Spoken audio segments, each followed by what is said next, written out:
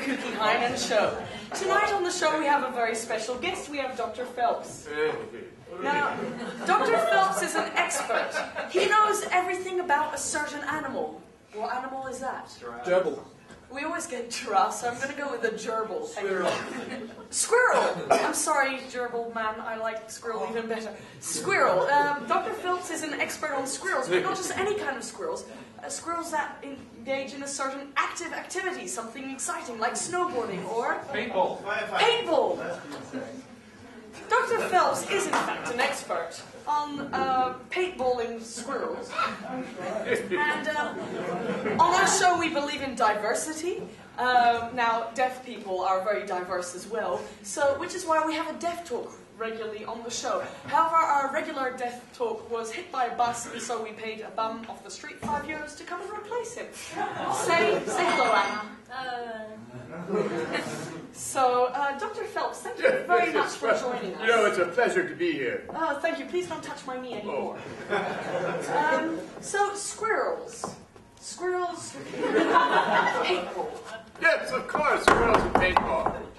Yes, you see, well, I was studying squirrels one day, and I said to myself, they can put a lot of nuts in their mouth. Exactly. I'm sorry to interrupt you here, but exactly how many nuts can they put in their mouth? Well, it depends on what kind of squirrel it is.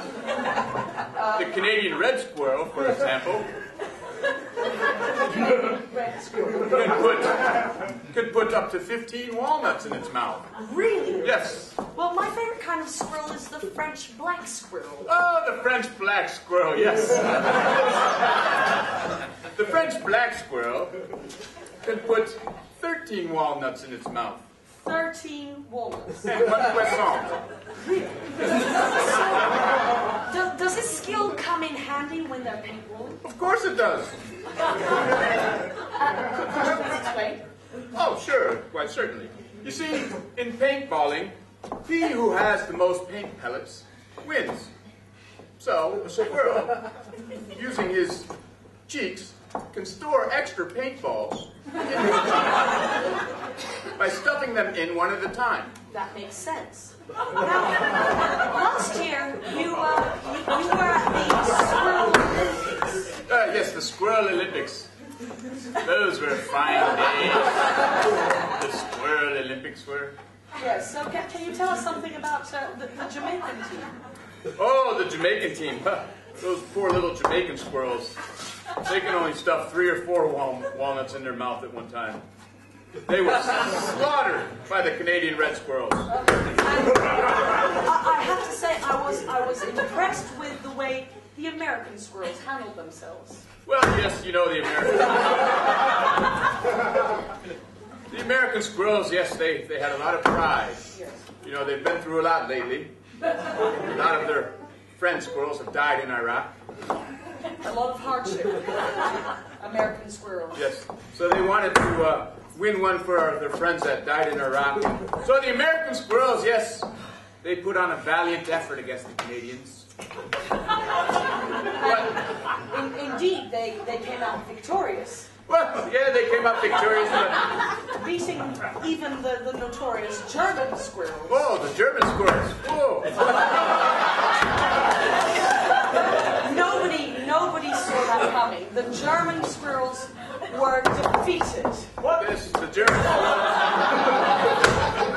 German squirrels were, yes, the favorites, but they were cocky, those German squirrels. They were cocky. Yes. Because really, those squirrels can't really fit that many nuts in their mouth, can they? The German squirrels. No. Or the American squirrels. I was actually thinking of the American squirrels, but now you come to mention it. I actually was reading up on the Italian squirrels. Oh, yes, the Italian squirrels.